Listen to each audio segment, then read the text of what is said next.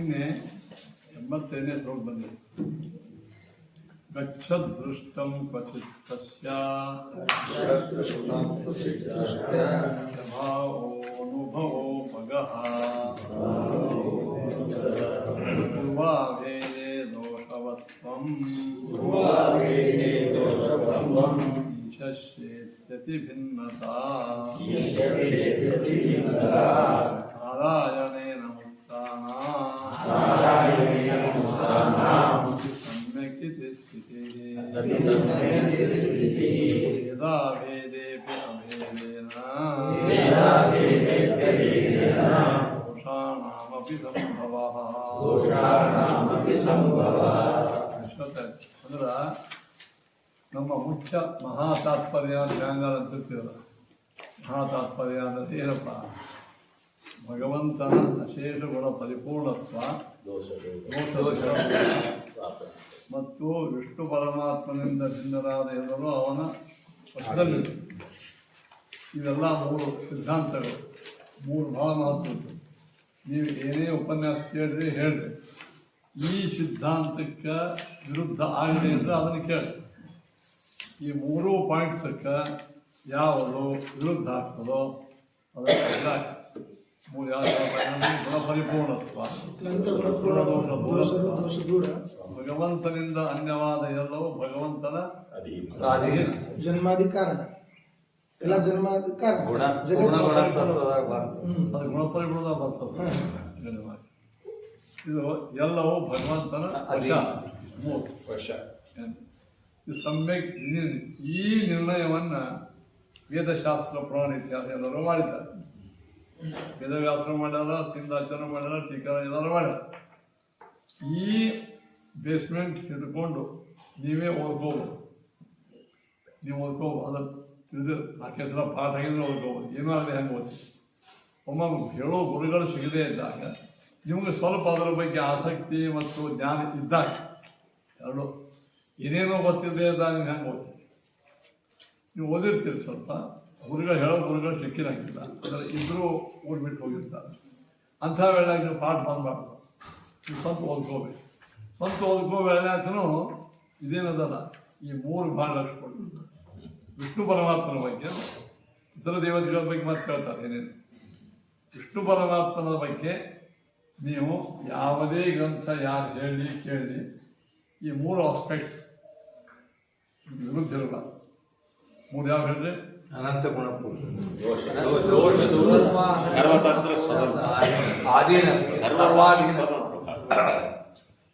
ಈ ಮೂರು ಆಸ್ಪೆಕ್ಟ್ಸ್ ಅಂತ ಏನವ, ಇವೇನಾಗ್ತಾ ಬರ್ತದೆ? ಮೂಲ ತತ್ವ ಭೇದ ಇದ್ರೆ, ಜಗತ್ತಿಗೆ ಜೀವರಾಶಿಗಳಿಗೆ ಪರಮಾತ್ಮನಿಗೆ ಭೇದ ಇದ್ರೆ ಮೂರು ಕೊಡ್ತಾರೆ. ಅಧೀನತ್ ಬಂತು ಅಂದ್ರ ಬೇದ ಬಂತಂಗೆ, ಅಧೀನ ಬಂತಂದ್ರ ಬೇದ ಬಂತಂಗೆ, ಬೇದ ಬಂದಂಗೆ. ಆಮೇಲೆ ದೇವರು ದೋಷ ದೂರ ಆಗ್ಬೇಕಾದ್ರೆ ದೋಷ ಉಳ್ಳೋದ್ರಿಂದ ಅಭಿನ್ನ ಆಗಿದೆ. ಹಂಗೆ ಇನ್ನೇ ಈ ನಿಮಗೆ ನಮಗೆ ಅಭೇದ ಆಗ್ಬೇಕಾದ್ರೆ ನಿಮ್ಮಲ್ಲಿದ್ದ ಗುಣಗಳು ಅಥವಾ ದೋಷಗಳು ನನ್ನಲ್ಲಿ ಇರಬಾರ್ದು, ನಾ ಅಭಿನ್ನ. ನಿಮ್ಮಲ್ಲಿ ದೋಷ ನನ್ನಲ್ಲಿ ಗುಣ ಇದ್ದಾಗ ಇಬ್ಬರು ಅಭಿನ್ನ ಹೆಂಗಾಗ್ತೀವೋ, ಅದರಿಂದ ಏನಾಯ್ತು? ಈ ಮೂರು ಕೂಡಬೇಕಾದ್ರೆ ಭೇದ ಬೇಕೇ ಇಲ್ಲ. ಇನ್ನೊಂದು ಸಂಖ್ಯೆ ಬಂತು, ಇಲ್ಲಿ ಮಾತ್ರ ಭೇದ ಅಲ್ಲಿ ಅಭೇದ ಅಂದ್ರೆ ತದ್ವತ್ವ ಮುಕ್ತಾನಾಮಪಿ ತದ್ಗುಣ ಪೂರ್ತಾಯ. ನೋಡ್ರಿ, ಮುಕ್ತರ ಮೇಲೆಯೂ ಭಗವಂತನಿಗೆ ವಶತ್ವದ ಈಶತ್ವ. ಮುಕ್ತಿ ಆದಮೇಲೆ ನಾವು ಒಂದು ಸಮಾನ ಅಂತ ಅಂಬೋಣಿಲ್ಲ. ಯಾಕೆ ಹೇಳ್ರಿ? ದೋಷ ಮತ್ತೆ ದೋಷ ಪಾರತಂತ್ರ, ದೋಷ ಪಾರತಂತ್ರ ಅದ ಅವ್ರಿಗೆ, ಮುಕ್ತರಿಗೂ ಪಾರತಂತ್ರ ಅದ, ಅಧೀನತ್ವ ಬರಂಗಿ. ಅದ ಕಾರಣ ಏನಾಯ್ತು? ವೇದ್ಯಾಗ ಏನು ಹೇಳ್ಯಾರ? ಉತಾಮ ತತ್ವಶೇಷಾನೋ ಯದನ್ನೇನ ತಿರೋಹತಿ. ಅಮೃತತ್ವಶ್ಚ ಈಶಾನಃ. ದೇವರು ಮುಕ್ತರಿಗೂ ಒಡೆಯ, ಮುಕ್ತಾನಾಂ ಪರಮಾಗತಿ. ಇವೆಲ್ಲ ಇರೋದ್ರಿಂದ ಏನಾಯಿತು?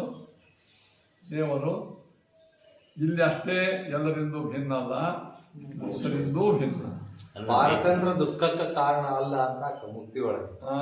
ಮುಕ್ತಿ ಒಳಗ ಪಾರತಂತ್ರ ಮುಕ್ತರಿಗಿದ್ರು ಅದು ದುಃಖಕ್ಕೆ ಕಾರಣ ಆಗುತ್ತೆ.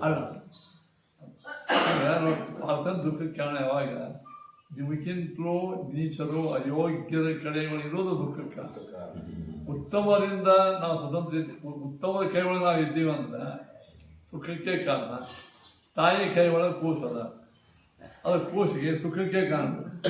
ಅಯ್ಯೋ ನಾ ತಾಯಿ ಕೈಯಾಗಿದ್ದೀನೋ, ನನ್ನ ಈ ಸ್ವಾತಂತ್ರ್ಯ ಎಂದು ನನಗೆ ಸ್ವಾತಂತ್ರ್ಯ ಹೋಗ್ತದೆ ಅಂತ ಅನ್ನಂಗಿಲ್ಲ. ಗುರುಗಳ ಕೈಯೊಳಗೆ ಸ್ಪೆಷಲ್ ಇದು ಅಂತ ಸ್ಪೆಷಲ್ ಆ ಸ್ವಾತಂತ್ರ್ಯದ ನಾವು ಯೋಗ್ಯನೇ ನಿನ್ನ ಇತ್ತಕ್ಕೆ ಆಗಿತ್ತು. ಈ ಒಟ್ಟೆ ಈ ಮೂಲ ತತ್ವ ಏನು ಮೂರು ಹೇಳಿದ್ರು, ಅದರ ವಿರುದ್ಧವಾಗಿ ಅರ್ಥ ಮಾಡಬಾರ್ದು ಯಾವುದೇ ವೇದಕ್ಕೆ ಅಂದಾಗ. ಸ್ವಲ್ಪ ಮೇಲ್ನೋಟಕ್ಕೆ ಬೇರೆ ಇದ್ರು ಕೂಡ ಈ ಚೌಕಟ್ಟಿನಾಗ ಕೂಡ ಹೋಗ್ತದೆ. ಆಮೇಲೆ ಅದಕ್ಕೆ ಬೇಕಾದ ಭೇದ, ಒಮ್ಮೊಮ್ಮೆ ಅಭೇದ ವಾಕ್ಯನೂ ಇರ್ತಾವ. ಅಭೇದ ವಾಕ್ಯ ಬಂದ್ರೂ ಇದಕ್ಕೆ ವಿರುದ್ಧ ಕೂಡಿಸೋದು ಮಹಾತಾತ್ಪರ್ಯ. ಗಚ್ಚತ್ ನೋಡ ಭಿನ್ನಂ ಅಭಿನ್ನತಾಂ ತಾನಾಮಪಿ ಭೇದಶ್ಚ ನೈ ಭಿನ್ನಂ ಅಭಿನ್ನತಾಂ ನಿನ್ನಿದಾಗಬೇಕಾಗಿದೆ. ಭಿನ್ನಂ ಅಭಿನ್ನತಾಂ ನ ಗಚ್ಚತ್ ದುಷ್ಟಂ ನಿನ್ನಿದ ಅನ್ವಯ ಆಗಬೇಕಾಗಿದೆ. ಅಲ್ಲ ಮುಕ್ತರು ಕೂಡ ದೇವರಿಂದ ಭಿನ್ನ ಯಾಕೆ ಆಗಬಾರ್ದು ಕೇಳ್ತಾರೆ. ನಾವು ಕೇಳ್ತೀವಿ ಸಂಸಾರ ಅವಸ್ಥೆಯಲ್ಲಿ ಮುಕ್ತರು ಇದು ಜೀವರಾಶಿ ಭಿನ್ನ ಅಭಿನ್ನ ಪ್ರತ್ಯಕ್ಷ ಅನುಮಾನ ಹಾಗೂ ಮೂರು ಪ್ರತ್ಯಕ್ಷ ಮೊದಲು ಭಿನ್ನವಾಗಿ ಮುಂದೆ ಅಭಿನ್ನ ಹಂಗಾಯ್ತು. ಭಿನ್ನಂ ಅಭಿನ್ನತಾ ನಹಿ ಗಚ್ಚತ್ ದುಷ್ಟಂ. ಭಿನ್ನವಾದದ್ದು ಅಭಿನ್ನವಾದದ್ದು ಎಲ್ಲಿಯೂ ಕಂಡಿಲ್ಲ. ಮೊದಲು ಭಿನ್ನ ಆಗಿದ್ದು ಮುಂದೆ ಅಭಿನ್ನ ಅಂತಾಗಿದ್ದು ಏನು ಕಂಡ ಹೇಳಿ. ಸಂಸಾರಾವಸ್ಥೆಯಲ್ಲಿ ಅತ್ಯಂತ ಭಿನ್ನರಾದ ಅಜ್ಞಾನಿಗಳಾದ ಸ್ವತಂತ್ರರಾದ ದುಃಖಿಗಳಾದ ಜೀವಾತ್ಮರು ಮೋಕ್ಷೊಳಗ ದೇವರಿಂದ ಭಿನ್ನ ಆಗ್ತಾರ ಅಂತ ಹೇಳ್ತಾ ಅವ ಹೇಳ್ತಾ ಎಲ್ಲಿ ಕಂಡದ್ದು ಹೇಳಿ. ವೇದ್ಯಾಗೂ ಇಲ್ಲ, ಪ್ರತ್ಯಕ್ಷ ಇಲ್ಲ, ಅನುಮಾನ ಇಲ್ಲ. ಆಗ ಪ್ರತ್ಯಕ್ಷ ಅನುಮಾನ ಅದು ಆ ಅವಸ್ಥೆಯಿಂದ ಹೋಗ್ತಾನ ಹೋಗ್ತೇನೆ. ಇವು ಅತ್ಯಂತ ಅಲ್ಪನೇ, ಯಾವಾಗಲೂ ಅವು ಅತ್ಯಂತ ಮಹಾನ್. ಇವು ಗುಣ ಪರಿಪೂರ್ಣೇ ಪರಮಾತ್ಮ ಗುಣ. ಮೋಕ್ಷಾವಸ್ಥೆಯಲ್ಲಿ ಅವನಿಗೆ ಇತರ ದೋಷಗಳು ಹೋಗ್ತಾವೆ. ಯಾವ ದುಃಖ ಬದ್ಧ ಇತ್ಯಾದಿಗಳು ಹೋಗ್ತಾವೆ. ಆದರೆ ದೇವರ ವಶತ್ವ ಅಂತ ಏನದಲ್ಲ ಅದು ಹೋಗುತ್ತೆ. ನಿಮಗೆಲ್ಲ ಸಿದ್ಧ ಆಗೋದ್ರಿಂದ ಹೇಳ್ರಿ ನಾವು ಅದೇ ಮಾಡ್ಕೋತೀವಿ ಯಾವಾಗಲೂ. ನೀವು ಯಾವುದೇ ಸಿದ್ಧಾಂತ ಹೇಳ್ರಿ, ಪ್ರಮಾಣ ಬೇಕು. ಈ ವಾದರಾಜರ ಭಾವಿ ಸಂವಿಧಾನದ ಬಗ್ಗೆ ಜಗಳ ನಡೆದದ್ದು ಕೊನೆಗೆ ಅದೇ. ವಾದರಾಜರ ಭಾವಿ ಸಂವಿಧಾನ ಅಂತಿದ್ರಪ್ಪ, ಯಾವುದೇ ಒಂದು ವ್ಯಕ್ತಿಯ ಇವು ದೇವರ ಅವತಾರ ಅಲ್ಲ, ಇವು ಇಂಥ ದೇವರ ಅವತಾರ ಅಂತ ಹೇಳಬೇಕಾದ್ರೆ ನಿಮ್ಮ ಪ್ರತ್ಯಕ್ಷದಕ್ಕೆ ಉಪಯೋಗ ಏನೋ ಇಲ್ಲ. ನಮ್ಮ ವ್ಯವಸ್ಥೆ ಮಾಡ್ಯಾರೋ ಇಲ್ಲೋ ಏನೋ ಶಾಸ್ತ್ರ ಅಂದ್ರೆ ಪ್ರಮಾಣ. ಶಾಸ್ತ್ರ ಪ್ರಮಾಣ ಇದೆ. ಆ ಶಾಸ್ತ್ರ ಪ್ರಮಾಣ ಹೇಳಿ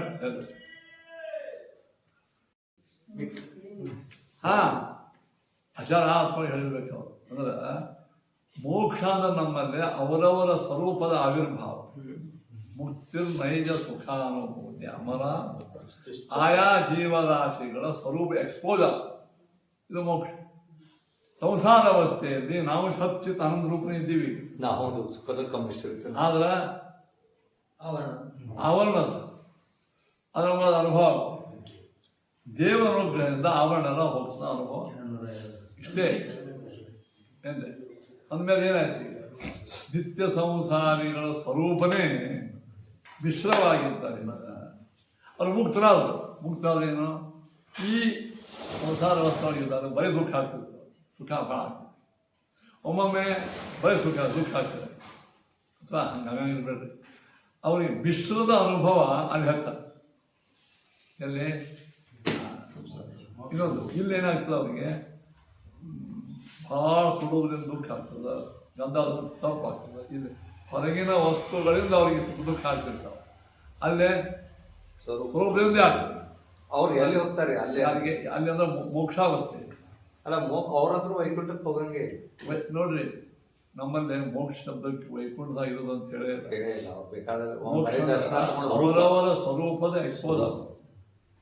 ಈಗ ದೈತ್ಯರಿಗೆ ಮೋಕ್ಷದ ಇರೋದು. ಮೋಕ್ಷ ಯಾವ್ದು ಹೇಳಿ? ಅನಂತ ಅವಸ್ಥೆ ಅಂದ್ರೆ ಅದಂದ್ರೆ ಅವ್ರ ಸ್ವರೂಪ ಅದೇ ಅದ ಅದೇ ಸೋದ ಅಂದ್ರೆ ಅವ್ರಿಗೂ ಬಂಧನದ ಸಂಸಾರ ಬಂಧನ ಇರೋದು ಅವ್ರು ಸುಖ ಆಗ್ತಿರ್ತಾ ಇಲ್ಲ ಅವ್ರಿಗೆ ಸ್ವರೂಪ ದುಃಖ ಇರುತ್ತೆ ಅದು ಸುಖ ಆಗ್ತಿರ್ತದೆ ಸಂಸಾರದ. ಆಮೇಲೆ ಸಂಸಾರ ಅವಸ್ಥೆ ಹೋದ ಕೂಡಲೇ ಪರ್ಮನೆಂಟ್ ಅಲ್ಲ ಎಲ್ಲಾ ಜೀವಿಗಳು ಸಚ್ಚಿದಾನಂದ ರೂಪ ಅಲ್ಲ, ಎಲ್ಲ ರೂಪಕ್ಕಿಲ್ಲ ಹಂಗಿತ್ತ ಎಲ್ಲಾ ಜೀವಿಗಳು ಶಂಕರಾಚಾರ್ಯ ಪ್ರಕಾರ ಪ್ರಳಯ ಕಾಲ ಮುಗಿದ ಮೇಲೆ ಎಲ್ಲರೂ ಮುಕ್ತರಾಗ್ತಾರೆ. ಅಲ್ಲೇ ಸದಿವ ನೆಲೆಯ ದಿನಾಲು ಇಲ್ಲಿ ಹಾಗೆ ಆಗ್ತದೆ. ಅವನು ಇದರಾಗಿರ್ತಾನೆ, ಇದೇ ಇದೆ ಎಲ್ಲ ಜೀವ ಅಷ್ಟೇ ಯಾಕೆ ಮುಕ್ತರು ಇರ್ತಾರೆ ಇಲ್ಲೇ. ಹೌದು ಅಲ್ಲ ಸಾತ್ವಿಕ ಮುಕ್ತರು ಇರ್ತಾರೆ ಇಲ್ಲೇ. ಬರೀ ಎಲ್ಲರೂ ವೈಕುಂಠದಾಗ ಕೂತ ಅಲ್ಲೇ ತೊಗೊಂಡು ಎಲ್ಲರೂ ವೈಕುಂಠ ಅಲ್ಲೇ ದೇವತೆಗಳು ಇರ್ತಾರಂತೆ. ಹಂಗೆ ಅವನು ಇರ್ತಾನೆ. ಅವ ಏನಾಗ್ತದೆ ಗೊತ್ತಂತೆ, ಅವನಿಗೆ ಸಂಸಾರೊಳಗೆ ಸುಖ ದುಃಖ ಇನ್ನೊಮ್ಮೆ ಹೆಚ್ಚು ಸುಖ ಹೆಚ್ಚು ದುಃಖ ಹಂಗಿರಾಗಿ ನಾವು ಅವ್ನು ತಂದೇನಿರ್ತ ಅಷ್ಟೇ ಆಗ್ತಿರ್ತಾನೆ.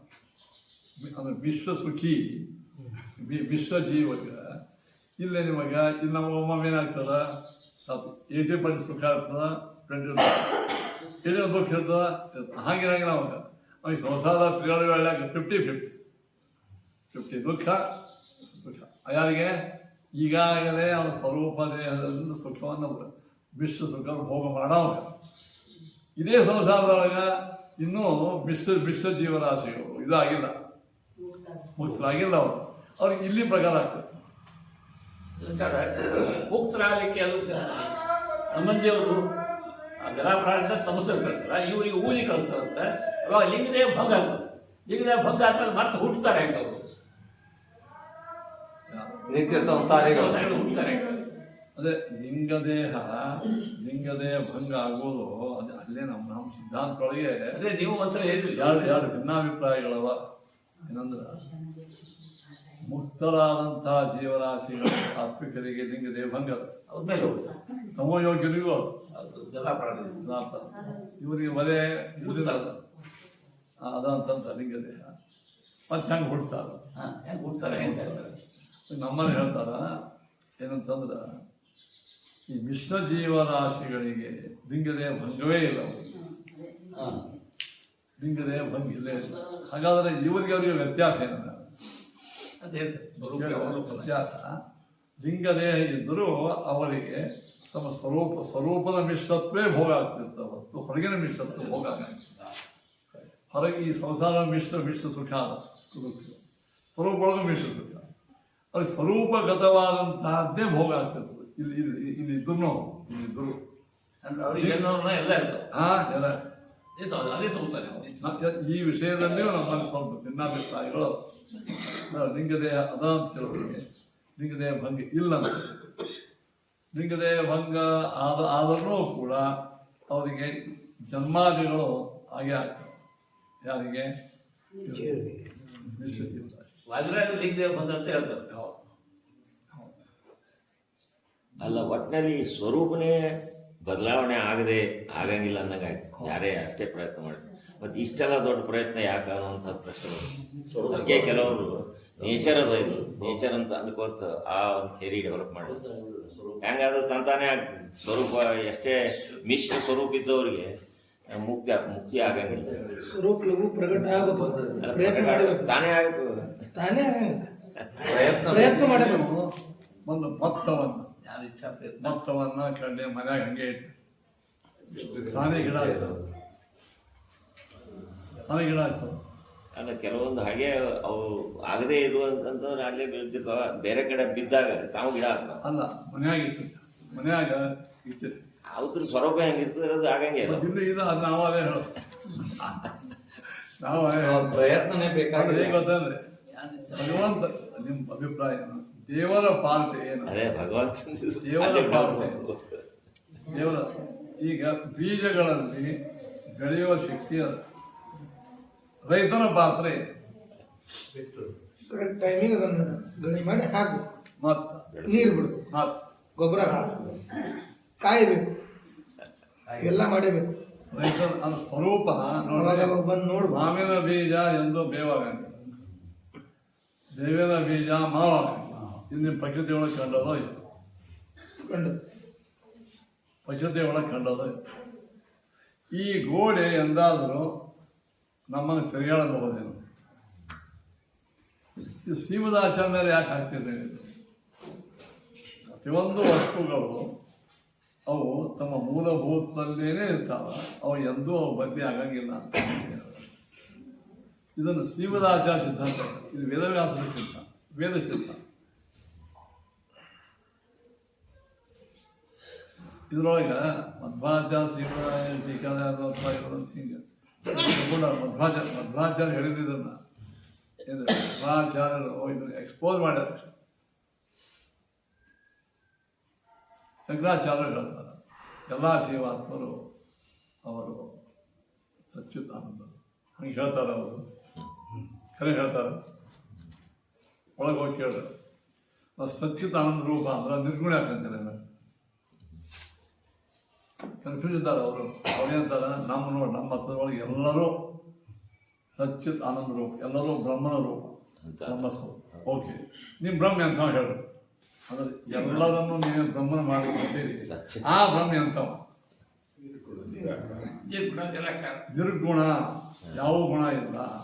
ನಿರಾಕಾರ ಅಂದ್ರೆ ಆಕಾರ ಇಲ್ಲ. ನಿಷ್ಕ್ರಿಯ, ಏನೋ ಗುಣ ಇಲ್ಲ. ಏನು ಅಂದ್ರೆ ಏನೂ ಇಲ್ಲದೆ ಇದ್ದದ್ದೇ ಈಗಿನ ಸ್ವಲ್ಪನೇ ಸುಖ ದುಃಖ ಹೋಗಿಸ್ತಿರ್ತಾನೆ. ನಮ್ಮ ಮೋಕ್ಷದ ಜೀವ ಸ್ವಲ್ಪ ಸುಖನೋ ದುಃಖನೋ ಹೋಗಿಸ್ತಿರ್ತಾನೆ. ನಿಮ್ಮಲ್ಲಿ ಏನೂ ಇಲ್ಲದೆ ಇದ್ದದ್ದೇ ಮೋಕ್ಷ. ಅವ್ರು ಹಿಂಗೆ ಹೊರಗೆ ಮಂದಿ ಹೇಳ್ತಾರ, ನಾವು ಬ್ರಹ್ಮ, ಅಹಂ ಬ್ರಹ್ಮ, ನಾ ಬ್ರಹ್ಮ, ನೀ ಬ್ರಹ್ಮ, ಅವೆಲ್ಲ ಅಹಂ ಸರ್. ನಿಮ್ಮ ಬ್ರಹ್ಮನ ಸ್ವರೂಪ ಹೇಳಿ ಶ್ರೀಮದಾಚಾರ್ಯ ಕೈ ಹಿಡಿದು ಕೇಳ್ತಾರೆ, ನಿನ್ನ ಬ್ರಹ್ಮ ಅಂದ್ರೆ ಏನು?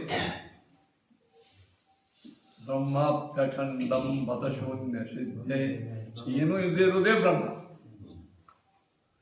ಯಾವುದೇ ಒಂದು ವಸ್ತುವಿಗೆ ಫೇಸ್ ಅಂದ್ರೆ ಆಕಾರ ಇರಬೇಕು, ಇಲ್ಲ ಬೇಡ ಆಕಾರ ಇಲ್ಲ.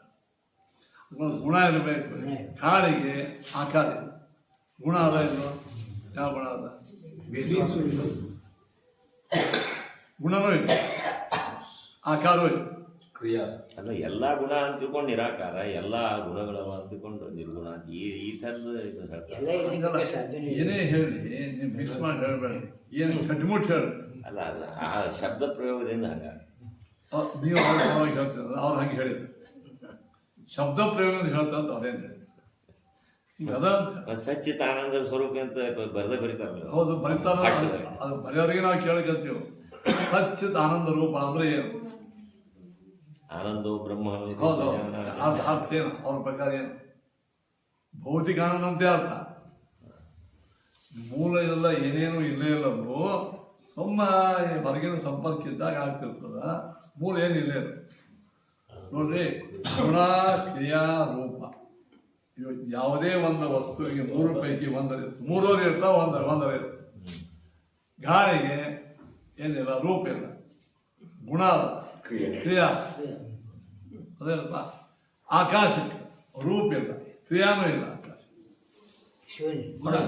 ಗುಣ ಏನು? ಎಲ್ಲ ಕಡೆಗೆ ಇರುವಿಕೆ, ವ್ಯಾಪ್ತಿ, ಅವಕಾಶ, ದಾತೃತ್ವ. ಆಕಾಶ ಕದನೂ ಇಲ್ಲ, ಅವಕಾಶ, ಅದಕ್ಕೆ ಆಕಾಶ ಅಂತ. ನಿಮ್ಮ ದೇವರಿಗೆ ಮೂರೂ ಇಲ್ಲವು. ನೀವು ಅಂದ್ರೆ ಅವರದು ದ್ವೈತಗಳಿಗೆ ನೀವು ಒಳಗೆ ಹೋಗಿ ಪ್ರಶ್ನೆ ಮಾಡಿ ಕೇಳಿದ್ರಿ, ಏನಪ್ಪ ನಿಮ್ಮ ಬ್ರಹ್ಮ ಅಂದ್ರೆ ಏನು? ನಿರ್ಗುಣ ನಿರಾಕಾರ ಅಂತೀಯ. ನಿರ್ಗುಣ ನಿರಾಕಾರ ಅಂದ್ರೆ ಮತ್ತೆ ಏನೂ ಇಲ್ಲ ಅಂದ್ರೆ ಏನದು? ಇಲ್ಲ, ಅವ ಹಿಂಗೆ ಪ್ರಕೃತಿ ಒಳಗೆ ಬಂದು ರೂಪ ತಗೋತಾನ. ಅದು ತಗೋತಾನಂದ್ರೆ ಮೂಲ ಏನಿಲ್ಲ ಅಂದಂಗ, ಅವಾಗೆ ದೋಷ ಇದ್ದಂಗ, ದೋಷನೇ ಇದ್ದಂಗ. ಮೂಲ ಏನೂ ಇಲ್ಲದ ಹೆಂಗೆ ತಗೋತಾರ? ಅಲ್ಲ, ಮೂಲ ಯಾವ ವಸ್ತು ಏನೂ ಇಲ್ಲೇ ಇಲ್ಲ, ಅದೇನು ತಗೋತದ? ಚೈತನ್ಯ ರೂಪ ಇದಾಯ್ತು, ಅದೊಂದು ಗುಣ ಅದು ಕಾರಣ. ಪ್ರಚ್ಛನ್ನ ಬೌದ್ಧೋ ಮತ್ತೆ ಪ್ರಚ್ಛನ್ನ ಬೌದ್ಧ. ಬೌದ್ಧರಿಗೆ ಹಂಗೆ ಆತ್ಮನೂ ಇಲ್ಲ ಅಂತಾರ. ಆತ್ಮನೂ ನಾಶ, ಏನೂ ಇಲ್ಲೇ ಇಲ್ಲ. ಅದಕ್ಕಿಂತ ಶ್ರೀಮದಾಚಾರ್ಯರು ನಿರಾಕರಣ ಅಂದಿಲ್ಲ ಅದನ್ನು. ಅಸತ್ಪದೇ ಸಂಸದ್ವಿವಿಕ್ತಂ ಮಾಯಾಖ್ಯಯ ಸಂವೃತಿ ಮಧ್ಯದತ್ತ ಬ್ರಹ್ಮಾಪ್ಯಖಂಡಂ ಬತ ಶೂನ್ಯ ಸಿದ್ಧೆ. ಬ್ರಹ್ಮ ಏನು ಶೂನ್ಯ, ಬೌದ್ಧರ ಶೂನ್ಯವೇ ಇವರ ಬ್ರಹ್ಮ. ಮಂದಿ ಹೇಳ್ತಿರ್ತಾರೆ ಸಾಕಷ್ಟು, ಏನಪ್ಪ ನಿಮ್ಮ ಬ್ರಹ್ಮ ಅಂದರೆ ಏನು? ಸಚ್ಚಿತ್ ಆನಂದ ರೂಪ. ಹೌದು, ಅದೇನಾಯ್ತು? ಸತ್ವ ಆನಂದತ್ವ ಚಿತ್ವ ಎಂಬ ಗುಣ ಬಂತು ಇಲ್ಲ ಗುಣ ಹೆಂಗಾಯ್ತು? ಗುಣ ಹೆಂಗಾಯ್ತು? ಇಲ್ಲ ಅವ ಅಂದ್ರೆ ಮುಗಿದು ಹೋಯ್ತು. ನಮ್ಮ ವಾದೇ ಬಂದಂಗೆ, ನಮ್ಮ ವಾದವೇ ಬಂದಂಗೆ. ಇಲ್ಲ, ಆ ಸಚ್ಚಿತ್ ಆನಂದ ರೂಪಿಯಾದ ಪರಮಾತ್ಮ ಜೀವ ಆಗ್ಯಾನ. ಅವ ಯಾಕೆ ಆದ ಜೀವ? ಸ್ವತಂತ್ರ ಸ್ವ ಇಚ್ಛಾದಿಂದ ಆಗ್ಯಾನೋ ಕರ್ಮಲೇಪ. ಅವನಿಗೇನಾದರೂ ಒಂದು ಆಗಿದೆ ತಾನಾಗಿ. ಆ ತಿಗನ ಕೇಳ್ತಾರೆ, ಕೋಹಿ ಸ್ವಸ್ಥಾತ್ಮ, ಯಾವ ತಲೆ ಸರಿ ಇದ್ದಾವ ತನ್ನ ಅತ್ಯಂತ ಶುದ್ಧವಾದಂಥ ರೂಪವನ್ನು ಬಿಟ್ಟು ನರ ದುಃಖಾತ್ಮಕವಾದ ಸಂಸಾರ ರೂಪ ಹೆಂಗೆ ತಾಳ್ತಾನ? ಅವ್ನು ಯಾಕೆ? ಸ್ವ ಇಚ್ಛಾದಿಂದ ಆಗ್ಯಾನ. ಹಂದಿ, ನಾಯಿ, ಕತ್ತಿ, ಕೋಳಿ, ಕುರಿ ಇದೆಲ್ಲ ಮನಸ್ಸದಲ್ಲ, ದೇವರೇ ಇದೆಲ್ಲ ಆಗ್ಯಾನ ಅಂತಂದು ಅಂದ್ರೆ ಕೋಹಿ ಸ್ವಸ್ಥಾತ್ಮ, ಯಾವ ತಲೆ ಇದ್ದವ ಭಾರೀ ಉತ್ತಮ ಸ್ಥಾನದೊಳಗೆ ಇದ್ದವ ಅತ್ಯಂತ ಕೆಳಮಟ್ಟಕ್ಕೆ ಬಂದು ದುಃಖವನ್ನು ಭೋಗಿಸ್ತಾನ. ಒಬ್ಬನೇ ಇದ್ದಾನೆ ಅಂತ ಹೋಗ್ಲಿ. ಸ್ವತಂತ್ರ ಪುರುಷ ತಾನಾಗಿ ಬಂದು ಘಟನ ಬೀಳ್ತಾನ. ಏನೋ ಆಯ್ತಪ್ಪಿ ಬಿದ್ದಿರ್ತಾನ, ಅಥವಾ ಒಮ್ಮೊಮ್ಮೆ ಪಾಪ ಮಾಡಿರ್ತಾನ, ಯಮದೂತರ ಒಗಿತಾರ. ಇಲ್ಲ, ಸ್ವತಂತ್ರ. ಮತ್ತು ಆನಂದ ರೂಪ ಅಂತೀರಿ ನೀವು. ಆನಂದ ರೂಪಿಯಾದ ಪರಮಾತ್ಮ ಇಲ್ಲೇ ಹಾಕೋತಾನ. ಈಗ ಕೊಳಂಶದ ಬನ್ನಿ ಇದಕ್ಕೆ ಯಾವ ಉತ್ತರ ಇಲ್ಲ. ಯಾವ ಅದು ಶ್ರೀಮದಾಚಾರ್ಯ ಏನು ಹೇಳಿದ್ರು? ಮೂಲ ಪ್ರಕೃತಿ ಒಳಗ ಸತ್ ರಜೋ ತಮೋ ಗುಣ ಅದನ್ನು ಇರೋದು. ಜಡದಲ್ಲಿ 3 ಭಾಗವೇ, ಚೇತನದಲ್ಲಿ 3 ಭಾಗ: ಸತ್ವ, ಮಿಶ್ರ. ಅವುಗಳ ವಿಕಾಸ, ಪ್ರಕಾಶ, ಅವುಗಳ ಸಂಭೋಗಾದಿಗಳು ಭಗವಂತನಿಂದ ಕರ್ಮಾನುಸಾರ. ಇದೊಂದು ವ್ಯವಸ್ಥೆ. ಇದನ್ನು ಮಾಡಲಿಕ್ಕೆ ಹೆಂಗೆ? ಒಬ್ಬ ಕುಂಬಾರದ್ದು, ಒಬ್ಬ ರೈತಂದು ಹೆಂಗೆ ಒಂದು ಪಾತ್ರದ ಹಂಗೆ ಪರಮಾತ್ಮ ಪಾತ್ರ. ಅದು ಪರಮಾತ್ಮ ಕರುಣಾಳ. ಕುಂಬಾರ ಗಡಿಗೆ ಹಾಕಿ ಮಾಡ್ತಾನೆ. ನಮ್ಮ ಪರಮಾತ್ಮನ ಕರುಣಾಳ. ಏನು ಕರುಣ? ಏನೇ ಸುಖಸ್ವರೂಪಿಗಳಾದ ಜೀವಾತ್ಮರೆಲ್ಲರೂ ಸುಖ ಭೋಗ ಮಾಡಬೇಕಲ್ಲ, ಅವರ ಸುಖ ಭೋಗಕ್ಕಾಗಿ ಪರಮಾತ್ಮ ವೇದಗಳ ವಿಭಾಗವನ್ನು ಮಾಡಿ ಶಾಸ್ತ್ರವನ್ನು ತಂದು ಉಪಾಸನ ಹೇಳಿ ಅವರ ಎಲ್ಲ ಅವರ ಆನಂದ ಆವಿರ್ಭಾವಕ್ಕಾಗಿ ಬೇಕಾಗುವ ವಾತಾವರಣ ಸೃಷ್ಟಿ ಮಾಡ್ತಾರೆ. ಇದು ಪರಮಾತ್ಮ ಉಪಕಾರ ಅಂತಿರೇ ಇಲ್ಲ, ಕರುಣ ಅಂತಿರೇ ಇಲ್ಲ. ಅಲ್ರಿ, ಇವರಿಗೆ ಆಯ್ತು, ಅವ್ರಿಗೇನು ಕರುಣ ಆಯಿತು? ಯಾರಿಗೆ? ದುಃಖಿಗಳ ದುಃಖವೂ ಭೋಗ ಆಗ್ತದೆ, ಸ್ವರೂಪ ಆವಿರ್ಭಾವ ಆಗ್ತದೆ. ಇದೊಂದು ನಾವು ಸ್ವತಂತ್ರ ಕಂಡು 2 ಮೀಸಲಿದ್ದೇವೆ ಅದರಲ್ಲಿ. ನಮ್ಮ ಸ್ವರೂಪ ಹೇಳಿಲ್ಲ, ಹುಡುಗರು ಬಂದು ಹೇಳ ಪ್ರಯತ್ನ ನಿರಂತರ ಮಾಡ್ತಾ ಇರ್ಬೇಕು. ಸ್ವರೂಪ ಗೊತ್ತಾಗಬೇಕಾದ್ರೆ ಪ್ರಾಯ 19 ಆಚಾರ್ಯ ಹೇಳ, ಯಾವನಿಗೆ ಭಗವದ್ಭಕ್ತಿ, ವಿಷ್ಣು ಭಕ್ತಿ ಎಲ್ಲರಿಗೂ ಉಪಕಾರ ಮಾಡುವ ಬುದ್ಧಿ ಇದು 1900 ಯಾರು ಇದು ಅಲ್ಲ, ಸಮಯೋಗಿದಂತ ಸಾತ್ವಿಕ ಇರ್ತಾರೆ, ರಾಯಸ. ಆಚಾರ್ಯ ಸಾತ್ವಿಕದಿಂದ ತಾಮಸದಿಂದ ಸಾತ್ವಿಕ ಮಾಡ್ಲಿಕ್ಕಂತೂ ಮನಸ್ಸಿಗೆ ಆಗೋದೇ ಇಲ್ಲ. ಅದ ಪ್ರಯತ್ನದಿಂದೇನೆ ನಾವು ಇದು ಮೋಕ್ಷ ಹೊಂದೋದು. ಅದು ಸಾಧ್ಯನೇ ಇಲ್ಲ ಅಂತ ಅನಿಸ್ತದೆ ನನಗೆ. ಏನು ಈ ಒಂದು ಕೆಟಗರಿಯಿಂದ ಮತ್ತೊಂದು ಕೆಟಗರಿ ಹೋಗಿ ಇಲ್ಲ, ಮಾಡೇ ಬಿಟ್ಟಿರಿ ನೀವು ಆಗ್ಲೇ. ನೀವು ಸಾತ್ವಿಕ ಸಂಸಾರ ಒಳಗೆ ಆಗುವುದು ಸ್ವರೂಪ ಕೆಟ್ಟಿದ ಮೂಲಭೂತ ಸ್ವರೂಪ ಏನದ? ಭಗವಂತನ ನಿಯಮ, ಆಗೋದೇ ಇಲ್ಲ. ಭಗವಂತನ ನಿಯಮ ಅದು. ಅವನಿಗೆ ಯೋಗ್ಯತಾ ಇದ್ರು ಮಾಡಂಗಿಲ್ಲ. ಅದು manufacture defect sir. Manufacture defect sir. ಏನು ಅಲ್ಲಿಂದ ಕಾರ್ಖಾನೆ ಒಳಗೆ ತಯಾರಾಗಿ ಮಾಡುದು. ಸರಿ. ಮತ್ತು ಭಿನ್ನಂ ಅಭಿನ್ನತಾಂ ಗಚ್ಚತ್ ನ ದೃಷ್ಟಂ. ಮೊದಲು ಭಿನ್ನವಾದದ್ದು ಮುಂದೆ ಅಭಿನ್ನ ಆಗ್ತದ ಅಂತಕ್ಕಂಥದ್ದು ಎಲ್ಲೆಲ್ಲಿಯೂ ಕಂಡಿಲ್ಲ. ತಸ್ಯಾಪಿ ಅಭಾವೋ ಅನುಭವೋಪಗಃ ತಸ್ಯಾಪಿ ಅಭಾವ ಅನುಭವೋಪಗಃ ಅಂತಂದ.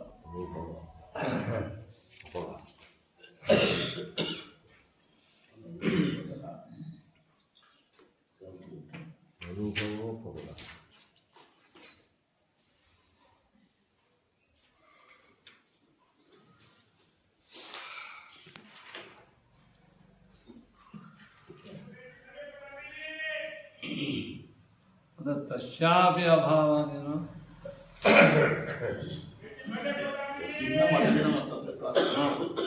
ತಸ್ಯ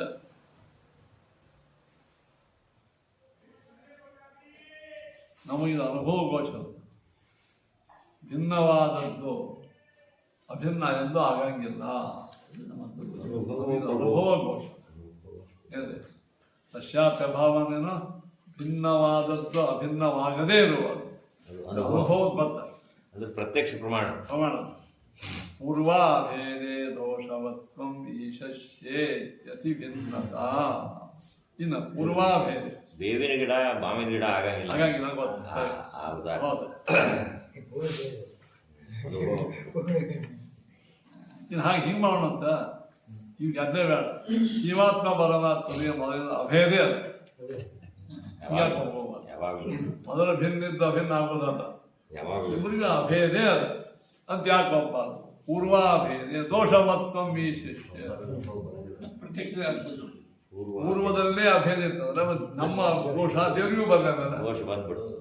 ಯಾವಾಗಲೂ ಜೀವಾತ್ಮ ಪರಮಾತ್ಮ ಅಭೇದ ಅಲ್ಲ, ನಮ್ಮ ದೋಷ ಇಷ್ಟ ಶಂಕೆ ಹೊಡ್ಕೊತೀವಲ್ಲ, ಇದೆಲ್ಲ ದೇವರಿಗೆ ಬರ್ಲಿ. ಯಾವಾಗಲೂ ಪೂರ್ವಾಭೇದೆ ದೋಷಮತ್ವಂ ಈಶಸ್ಯ ಇತಿ ಅತಿಭಿನ್ನತಾ ನಾರಾಯಣೇನ ಮುಕ್ತಾನಪಿ ಸಮಯ. ಹಿಂಗೆ ಅನ್ವಯ. ಹೀಗಿರೋದ್ರಿಂದ ನಾರಾಯಣನಿಗೆ ಮುಕ್ತರಿಂದ ಅತಿಭಿನ್ನತ್ವ ಅದ. ಭೇದಿದ್ರ ಮುಂದೆ ಅಭೇದ ಅನಿಶಕ್ತಿ. ಅಭೇದಂತೆ ಒಪ್ಪಿಕೊಂಡ್ರ ನಮ್ದು ಚೆಲ್ಲ ಯಾರಿಗೆ ಬಂದ್ ಮಾಡ್ಕೋತದ? ಅದು ಆದ್ದರಿಂದ ಮುಕ್ತರಿಗೂ ಮತ್ತು ಪರಮಾತ್ಮ ಅತಿ ಭಿನ್ನತ. ಇದು ಮೂರನೇ ಪಕ್ಷ ಇದೆ. ದೇವರು ಜೀವರು ಅಭಿನ್ನಂತಿರೋ ಭಿನ್ನಂತಿರೋ ಅಭಿನಂದನೆ ಏನಾಗ್ತದೆ ಹೇಳ್ರಿ? ನಮ್ಮ ದೋಷ ಘಟಾ ನೀರ ಗಂಗಾ ನೀರ ಎರಡು ಒಂದ. ಗಂಗಾ ನೀರೇನ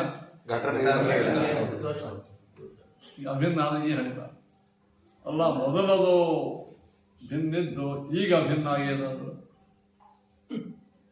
ಜಗತ್ತಾಗ ಹಂಗೆ ಎಂದಾದ್ರು. ಮೊದಲ ಮಾವಿನ ಹಣ್ಣ ಬೇವಿನ ಹಣ್ಣು ಭಾಳ ಇದು ಇತ್ತು, ಏನೋ ಕೈ ಇತ್ತು. ಈಗ ಸಿಹಿ ಆಗ್ಯದ. ಜಗತ್ತಾಗ ಏನೋ ಕಂಡದ ವಿಷ ಮೊದಲು ಭಾಳ ಕೈ ಇರ್ತಿತ್ತು, ಈಗ ವಿಷ ಸಿಹಿ. ಹಾಗೆ ಸಕ್ಕರೆ ಬಂದ ಅಗ್ನಿ ಮೊದಲು ಭಾಳ ಬಿಸಿ ಇತ್ತು, ಈಗ ತಂಪಾಗಿದೆ. ಮೊದಲ ಅತ್ಯಂತ ಭಿನ್ನವಾದ ವಸ್ತು ಎಂದೆಂದೂ ಅಭಿನ್ನ. ಹೀಗಾಗಿ ಏನಾಯ್ತು? ಈ ಕಾರಣದಿಂದ ಮುಕ್ತರಿಗೆ ಮತ್ತು ಪರಮಾತ್ಮನಿಗೆ ಏನಾಯ್ತು? ಅತ್ಯಂತ ಭಿನ್ನತ. ನಾರಾಯಣೇನ ಮುಕ್ತಾನಾಮಪಿ ಸಮ್ಯಕ್ ಇತಿ ಸ್ಥಿತಿ. ಸಮ್ಯಕ್ ಅತಿಭಿನ್ನತ. ಇನ್ನೊಂದು ಮತ ಮಾಡು ಭೇದಾಭೇದ. ದೇವರಿಗೆ ಜೀವಾತ್ಮರಿಗೆ ಭೇದಾಭೇದ ಯಾವುದು? ಇನ್ನೊಂದು ಮೂರನೇ. ಯಾವಾಗ ದೇವರಿಗೂ ದುಃಖ ಬರ್ತದ ಅವಾಗ ಭಿನ್ನ, ಯಾವಾಗ ಚೈತನ್ಯ ಬರ್ತದ ಭಿನ್ನ. ಎಲ್ಲರೂ ಯಾಕೆ ಒಪ್ಕೋಬಾರ್ದು? ಹಿಂಗೆ ಒಪ್ಕೊಂಡು ಸಿದ್ಧಾಂತ. ಜೀವಾತ್ಮ ಪರಮಾತ್ಮರಿಗೆ ಭೇದನೂ ಪೂರ್ಣ ಇಲ್ಲ, ಅಭೇದನೂ ಇಲ್ಲ, ಭೇದಾಭೇದ.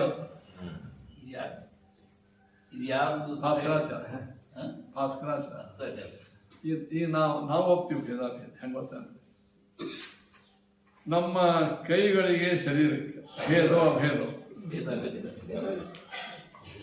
ಶರೀರ ಅಂದಾಗ ಅಭೇದ, ಬರೀ ಕೈ ಅಂದಾಗ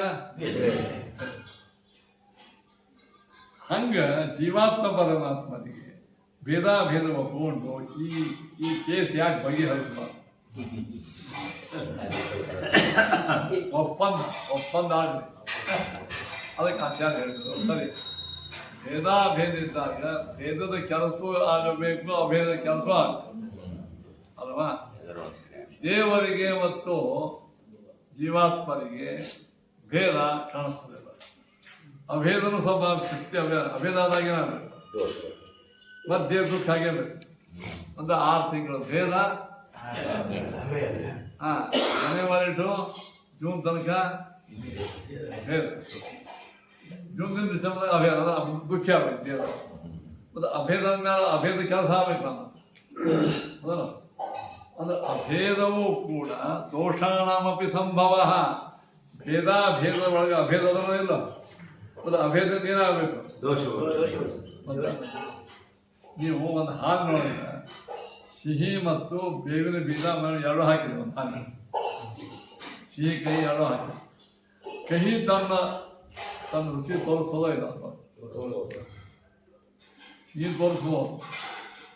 ದೇವರೇನಾದ 50% ದೇವರು ದೋಷವುಳ್ಳವನಾದ.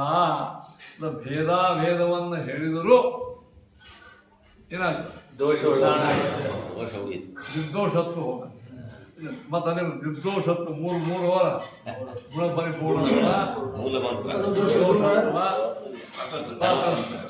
ಇವುಗಳಿಗೆ ಬೇಸ್ಮೆಂಟ್ ಭೇದ. ಆ ಭೇದವು ನಿರಂತರ ಭೇದ. ಮತ್ತ ಯಾವಾಗ ಭೇದ ಆ ಭೇದ ಇಲ್ಲದೆ ಸದಾ ಭೇದ. ಇಲ್ಲಿ ಭೇದ ಅಲ್ಲಿ ಅಲ್ಲ ಅವೆಲ್ಲ ಇಲ್ಲ. ಹಂಗಿತ್ತಂದ್ರೆ ಏನಾಗ್ತದೆ ಮತ್ತೆ ಎಲ್ಲ ದೋಷ.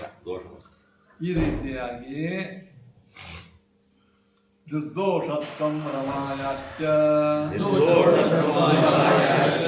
ಅನಂತರತಾ ತಥಾ ಬ್ರಹ್ಮ ಸರಸ್ವತಿ ವೀಂದ್ರ ಶೇಷರುದ್ರಾಶ್ಚ ತತ್ಪ್ರಿಯಃ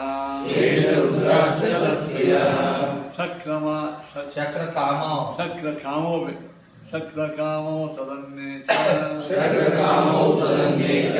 ಸಮಾತ್ ಮುಕ್ತೌ ಅಪೀತಿ ಚ ಸಿದ್ಧಾಂತ ಇತಿ ಜ್ಞೇಯೋ ನಿರ್ಣೀತೋ ಹರಿಣಾ ಸ್ವಯಂ. ಅಂದಿನ ಪಾಠ ಮೈತು ನಿನ್ನೆ ಮಾನ್ಯ ಯಾರು ಗುರುಗಳಿದ್ರ ಪಾಠ ಹೇಳ್ಬೋದೇ. ಗುರುಗಳೇ ನಮಗೆ ಸರಿಯಾಗಿ ಸಿಗಲಿಲ್ಲ. ಹೇಳಿದ ಪಾಠ ಬೇಕಂದ್ರೆ ಆ ನಿರ್ಣೀತವಾದ ವಿಷಯವನ್ನ ನೀವೇ ಉಲ್ಲರಣೆ ಮಾಡ್ತೀವಿ. ನಿಮಗೇನಾದರೂ ಸಂಶಯ ಬರ್ತಾನೆ ಹೋಗಿ ಕೇಳ್ರಿ. ಯಾರೂ ಇಲ್ಲ ಅಂತ ಪಾಠ ಬಿಡಬೇಡ್ರಿ ಅಂತ ಓದೋದು ಬಿಡಬೇಡ್ರಿ. ನಮಗೆಲ್ಲ ಅದೇ ಯಾರು ಸಂಧ್ಯಾ ಹೇಳೋದೇನು ಅದಕ್ಕೆ ನಮ್ಮ ಹುಡುಗೋದು ಸಂಧ್ಯಾನ ನಮ್ಮ ಸಂಧ್ಯಾ ಲೋಪ. ಯಾಕೆ ಆಚಾರ್ಯ ಏನು ಹೇಳೋದು ಅವೆಲ್ಲ ಹಾಕಿಬಿಡು. ಈಗ ಅಡಿಯೋದಿಲ್ಲ ಅಂತ ನೀವು ಊಟ ಬಿಡ್ತೀರಿ. ನೀವು ಅಡಿಗೆ ಕಲ್ತು ಅಡಿಗೆ ಮಾಡ್ಕೊತೀರಿ. ಅಡಿಗೆಯೋದೇನು ನಾವು ಊಟ ಮಾಡಿ ನೀವು ಅಡಿಗೆ ಕಲ್ತೆ ಊಟ ಮಾಡಿ. ಹಂಗೆ ಸಂಧ್ಯಾನ ಯಾರೋ ಹೇಳೋದಿಲ್ಲದೆ ಅಂದ್ರೂ ಎಲ್ಲಿ ಹೇಳ್ತಾರೆ ಅಲ್ಲಿ ಹೋಗಿ ಕಲ್ತು ನಿಮ್ಮ ಮಕ್ಕಳಿಗೆ ಕಲಿಸಿ ಸಂಧ್ಯಾ ಪುಸ್ತಕ ಇಟ್ಕೊಂಡು ಅಡಿಗೆ ಮಾಡ್ತಾರೆ. ಪುಸ್ತಕ ಆದ್ದರಿಂದ ಇವೆಲ್ಲ ಕುಂತ ನೇಮ ಏನೋಲ್ಲ. ಇವು ನಮ್ಮ ಆತ್ಮಘಾತಿ ನೇಮಗಳು. ಅದು ನಮ್ಮ ಕೊಳ್ಳೆ ಕಾಣುವ ನಾವೇ ಕೊಳ್ಳೆ ಹಾಕೋದು. ಯಾರೂ ಇಲ್ಲ ಹಂಗಿಲ್ಲ ಹಿಂಗಿಲ್ಲ. ಇದು ಸಾತ್ವಿಕ ಜೀವಿತ ಅವನು ಪ್ರಾರಂಭ ಮುಗಿದರಂಗಿಲ್ಲ, ಸಾಧನೆ ಮುಗಿದರಂಗಿಲ್ಲ. ಅವನು ಇದನ್ನು ಪ್ರವರ್ತಕ ಕೊಡ್ತಾನೆ. ಅವನಿಗೆ ಲಿಂಗದೇವ ಭಂಗ ಆಗ್ತದೆ ಅಲ್ಲ. ಸಾಧನ ಮುಗಿದಾಗೆ ಲಿಂಗದೇವ ಭಂಗ ಆಗ್ತದೆ. ಸಾಧನ ಮುಗಿದಿಲ್ಲ ಅಂದ್ರೆ ಮತ್ತೆ ಅದ್ರೊಳಗೆ ಇರ್ತಾನೆ. ಹಂಗೆ ಬರ್ತಾನೆ ಮುಂದಿನ ಕಲ್ಪ. ಅಲ್ಲ ಈ ಕಲ್ಪದಾಗ ಪ್ರಮುಖ ಅಪೋಕ್ಷ ಇರ್ತದೆ. ಸಾಕು ಮುಗಿಯಾಗೆಲ್ಲ ಕಲ್ಪ ಮುಗೀತದೆ. ಮುಂದಿನವರೆಗೂ ಅದು ಅಪೋಕ್ಷ ಅಂತ ಉಳಿದಿರ್ತದೆ. ಅಲ್ಲ ಬ್ರಹ್ಮಕಲ್ಪದ ಒಳಗೆ 3 ವರ್ಷಗಳ ಪ್ರಾಯ ಇದೆಲ್ಲ ಮುಕ್ತಿ ಆಗ್ತದೆ. ಕಡಿಕಾಗಿತ್ತು. ಇನ್ನೊಂದು ಮತ ಏನಂದ್ರೆ ಅನಾದಿ ಕಾಲದಿಂದ ಇರ್ತಾರೆ. ಎಷ್ಟೇ ಬ್ರಹ್ಮಗಳು ಹೋದರೂ ಇವ್ರಿಗೆ ಆಗ ಒಳ್ಳೆಕೆ ಎಷ್ಟೇ ಡಿ ಸಿಗಳು ಚೇಂಜ್ ಆದರೂ ಇವ್ರು ರಿಟೈರ್ಡ್ ಒಳ್ಳೆಕೆ ಆಗವ. ಈ ಡಿ ಸಿ ಒಳ್ಳೆಗೆ ರಿಟೈರ್ಡ್ ಆಗ ಹಂಗೇನಿಲ್ಲ. ನಮ್ಮದು ಸರ್ವಿಸ್ ಪ್ರಾಯ ಆಗ್ತದೆ. ಜೀವಿಗಳು ಒಂದೇ ಬ್ರಹ್ಮ ಕಲ್ಪನೆ. ಜೀವ ಅದನ್ನ ಒಂದೇ ಕಲ್ಪನೆ ಇಲ್ಲ. ಅದರೊಳಗೂ ಭಾಳ ಸ್ವಲ್ಪ ಸಾರಿ ಒಂದು ಇಡೀ ಒಂದು ಬ್ರಹ್ಮಕಲ್ಪ ಅಂದ್ರೆ ಭಾರಿ ಭಾರಿ ಮಂದಿ ಅದ. ನಮ್ಗೆ ಅಷ್ಟು ಇರಂಗಿಲ್ಲ. ಒಂದು ಕಲ್ಪಿತ ಒಂದು ಕಲ್ಪಕ್ಕೆಲ್ಲ ಮುಗ್ದೇವ 2 ಕ್ಯಾಟಗರಿ. ಎರಡೇ ಕ್ಯಾಟಗರಿಗೆ ಒಂದು ಕಲ್ಪನೆ ಮುಗೀತು. ಮುಕ್ತರಿಗೆ ಆಮೇಲೆ ಅಂದನ್ ತಮಸ್ಸಿಗೆ ಹೋಗೋರು. ನಿತ್ಯ ಸಂಸಾರಿಗಳು ಮತ್ತೆ ನೆಕ್ಸ್ಟ್ ಕಲ್ಪನೆಗೂ ಬರೋರು. ಇನ್ನು ಪರಮಾತ್ಮನ ಸ್ವರೂಪ ಆಗಾಗ ಕೇಳಿ ಇನ್ನೊಂದು ನಿರ್ದೋಷತ್ವ, ಗುಣಪರಿಪೂರ್ಣತ್ವ, ಸ್ವತಂತ್ರತ್ವ, ಇದು ವಿಷ್ಣು ಪರಮಾತ್ಮನ ಸ್ವರೂಪ. ನೀವು ಎಲ್ಲಿಯೇ ಏನೇ ಶಾಸ್ತ್ರ, ಪುರಾಣ, ಪಾಠ, ಪ್ರವಚನ ಓದಿದ್ರು ವಿಷ್ಣು ಪರಮಾತ್ಮನ ಸ್ವರೂಪದ ಬಗ್ಗೆ ಇವು ಮೂರನ್ನು ತಿಳ್ಕೊಂಡು ಅರ್ಥ ಮಾಡ್ಕೊಳ್ತೀವಿ. ಯಾವ್ದು ಹಂಗೆ ಹೇಳ್ಯಾರ, ಹಿಂಗೆ ಹೇಳ್ಯಾರ, ಅದು ಹೇಳ್ಯಾರ ಅಂತಂದ್ರೆ ಅದಕ್ಕೆಲ್ಲ ವ್ಯವಸ್ಥೆ ಅದ. ಇಷ್ಟೆಲ್ಲ ಕೇಳಿದ್ರೆ ಆಚಾರ ಮತ್ತು ನಾವು ವಿಷ್ಣು ಸ್ವತಂತ್ರ ಅಂತೀರಿ, ರಾಮ ಹೆಂಡತಿನ ಕರ್ಕೊಂಡು ಆಗತ್ತಲ್ಲ, ಮತ್ತೆ ಅದೇ ಪ್ರಶ್ನೆ ಕೇಳೋದು. ರಾಮ ಸ್ವತಂತ್ರ ಆಗಿದ್ದಂದ್ರೆ ನೀನು ಹೇಳಿದಲ್ಲ ನುಡುಕ ಬೇಡ ಬೇಡ ಬೇಡ ಸೀದಾ ಕಡೆಗೆ ಆಗಿಬಿಟ್ಟಾಳಂತ, ನುಡುಕಕ್ಕೆ ಒಗ್ಗರಣೆ ಕಡೆಗೆ. ರಾಮಗೆಲ್ಲ ಏನು ಮಾಡ್ಬೇಕು ಅಂತ ಆಕೆ ದೂರಿಂದ ಹೇಳ್ಕತ್ತ, ಮಾತಾಡೋಣ ಅಂತ ಹೇಳಕ್ಕೆ ಅದನ್ನು ಹೇಳಲ್ಲ. ಬೇಡ ಬೇಡ ರಾಮನ ವನವಾಸ ಅಂತ ಹಿಂಗೆ ಚಲೋ ಹೇಳ್ತಾರೆ. ಇಷ್ಟೆಲ್ಲ ಕೇಳಿದ್ಮೇಲೆ ನೀವು ವ್ಯವಸ್ಥೆ ಮಾಡ್ಕೊಳ್ಬೇಕು. ನೀವು ರಾಮಗೆ ವನವಾಸ ದುಃಖ ಆಗಿದ್ದ ಕಥೆ ಕೇಳ್ತೀವಿ. ಇವು ಮೂರು ನಿಮಗೆ ಸಿದ್ಧಾಂತಗಳವ.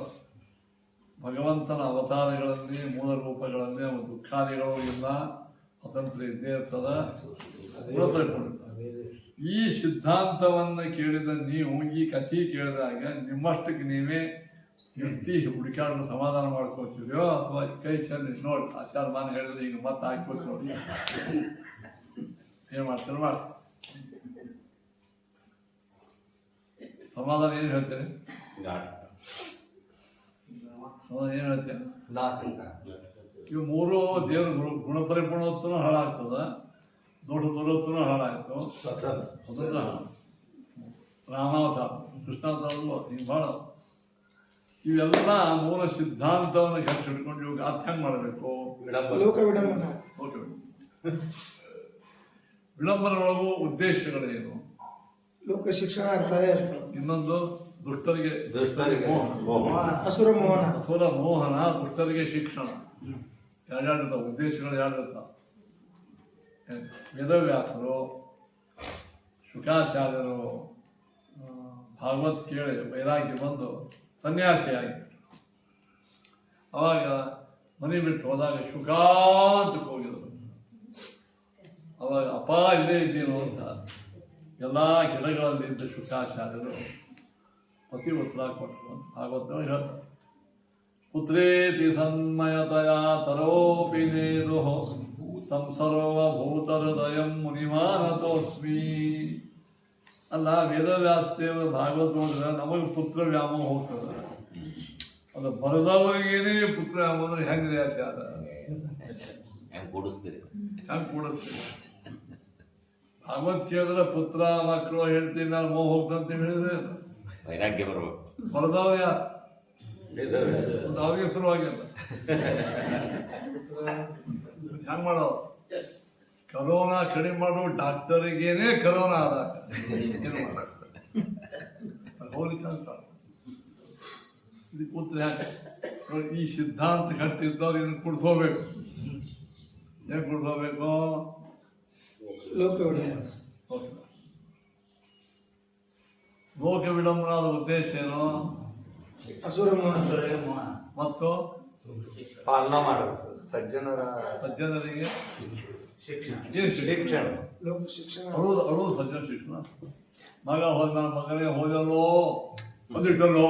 ಮಗನ ಮೇಲೆ ಕಾಳಜಿ ಮಾಡೇಬೇಕು ಅಂತ. ದಕ್ಷಿಣ ದೇಶದ ಮದ್ರಾಸ್ ಕಡೆ ಮಂದಿ ಈ ಕನ್ನಡ ಮಾತಾಡ್ತಾರೆ. ಕೊಂದಿಟ್ಟಲ್ಲೋ,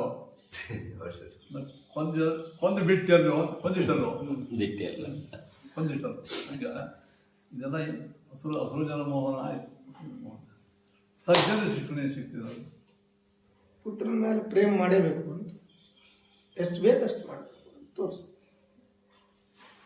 ಅರ್ಧ ಉತ್ತರ ಕೊಟ್ಟು ಅಂದ್ರೆ ಶುಕಾಚಾರ್ಯರ ಗುರು ಪ್ರೇಮಾಸ್ಪದರು, ಗುರುಗಳಿಗೆ ಅತ್ಯಂತ ಪ್ರೀತ್ಯಾಸ್ಪದ. ಶಿಷ್ಯನ ಗುಣ ಇದೆ. ಶಿಷ್ಯನಲ್ಲಿ ಇರ್ತಕ್ಕಂಥ ಶ್ರೋತ್ರವರಲ್ಲಿ ಇರ್ತಕ್ಕಂಥ ಗುಣ ಗುರು ಪ್ರಿಯತ್ವ.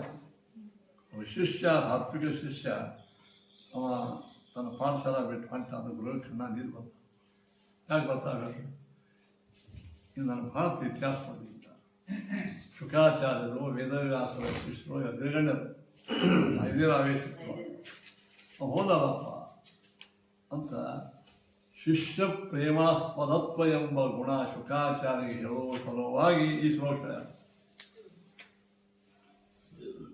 ಶುಕಾಚಾರ್ಯರು ಹೇಳಿದ ಭಾಗವತ ಎಷ್ಟು ಗ್ರಾಹ್ಯ ಅಂದರೆ ವಕ್ತು ಪ್ರೇಮಾಸ್ಪದತ್ವಂ.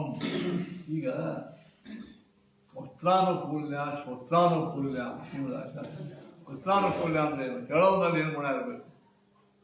ವಿವಕ್ಷಿತಾರ್ಥ ತತ್ವಜ್ಞಾನ, ಕರ್ಣಪಾಠವ ಅವಿಪ್ರಮಿತ 3. ಹೇಳಬೇಕಾದ ವಿಷಯದ ಬಗ್ಗೆ ನಿಮಗೆ 100% ಗಟ್ಟಿ ಜ್ಞಾನ ಬೇಕು, ನಿಶ್ಚಯ ಜ್ಞಾನ. ಇದು ಮೊದಲನೇದು ಹೇಳೋದಲ್ಲಿ. ಕರ್ಣಪಾಠ, ಕರ್ಣ ಕಾರಣ ಫಿಸಿಕಲ್ ಫಿಟ್ನೆಸ್. ನಾನು ಹೇಳೋದು ನಿಮಗೆ ತಿಳಿತಿರಬೇಕು. ನನ್ನ ಬಾಯಿ ಮತ್ತು ನನ್ನ ಕಿವಿ ಎರಡು ಕೇಳಬೇಕು. ಶಿಷ್ಯ ಕೇಳಿದ ಪ್ರಶ್ನ ನಾನು ಹೇಳೋದು ಉತ್ತರ. ಇದು ಕರ್ಣಪಾಠ. ಬುದ್ಧಿಂಕ ಸರಿಯಿದೆ, ಅದರಿಂದ ಹೋಗ್ಬೇಕು. ಅದು ಕರ್ಣ ಶಬ್ದಕ್ಕೆ ಎಲ್ಲ ಬಂತು. ಕೈ ಆಕಾರ ಕಣ್ಣ ಹೋಗ ಮತ್ತೆಲ್ಲ ಇವು ಕೈಯಾಗಿ ಒಂದು ತಾಸು ಕೂಡ್ಲಿಕ್ಕೆ ಶಕ್ಯದಂತೆ ಕೂತಿದ್ದೆ. ಮತ್ತು ನನಗೆ ಇದನ್ನ ಯಾವಾಗ ಕಾಲು ಹಿಂಗೆ ಮಾಡ್ಕೊಂಡು ಹೇಳ್ತಾರೆ. ನೀವು ಯಾಕೆ ಮಾಡ್ತೀವಿ? ಕಾಲು ಹಿಂಗೆ ಮಾಡ್ಕೊಂಡು ಪಾಠ ಹೇಳ್ತಾರೆ. ಅದು ಕರ್ಣಪಾಠ. ಎಲ್ಲ ಬಂದು ಪಂಚ ಜ್ಞಾನೇಂದ್ರಿಯ ಪಂಚ ಕರ್ಮೇಂದ್ರಿಯ. ಇದು ಎರಡನೇದು. ಮೂರನೇದು ಅವಿಪ್ರಲಿಪ್ಸ, ಮೋಸ ಮಾಡದೇ ಇರುವಿಕೆ. ಇದು 3 ಬೇಕಂತ. 3 ಇಟ್ಟು ಆಪ್ತ ಗುರು. ಇನ್ನು ಶ್ರೋತ್ರಾನುಕೂಲ್ಯ ಅಂದ್ರೆ ಏನು?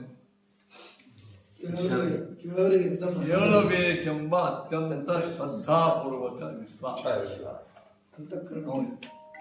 ಅಂದ್ರೆ ಅವು ಕರ್ಣಪಾಠ. ವಕ್ತು ಪ್ರೇಮಾಸ್ಪದತ್ವಂ, ಹೇಳತಕ್ಕಂಥವನು ಪ್ರೀತಿಗೆ ಪಾತ್ರ. ಏನೋ ಒತ್ತಾಯದಿಂದ ಯಾವುದೋ ಒಂದು ದಬ್ಬಾಳಿಕೆಯಿಂದ ನಾನು ಕಣ್ಣಿಟ್ಟು ನಿಂದೇನದ ಹೇಳ್ತೀವೋ ಮಲ್ಕೋಪ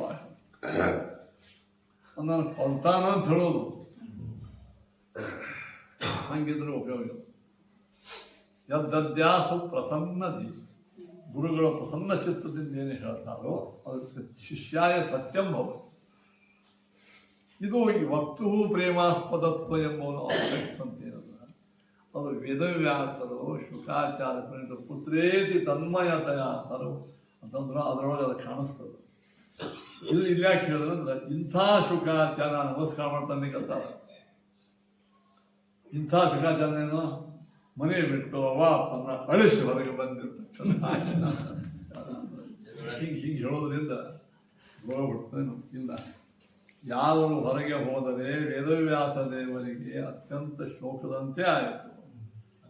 ಯಾಕೆಂದರೆ ವೇದವ್ಯಾಸ ದೇವರ ಪ್ರೀತಿಗೆ ಅತ್ಯಂತ ಪಾತ್ರರಾದ ಮಹಾನುಭಾವರು ಶುಕಾಚಾರ್ಯ.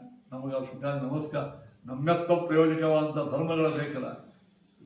ಮತ್ತೆ ಅವ ಪ್ರಾಣಿಸ್ ಬಂದವ ಇದು ನಮ್ಮೆತ್ತ ಪ್ರಯೋಜಕ ಹೇಳ್ತೇನೆ. ನಮಸ್ಕಾರ ಮಾಡಬೇಕು ಅವ ಪ್ರಾಣಿಸ ಈಗ ಅರ್ಥ ಆಗ್ತಾಗಿಲ್ಲ.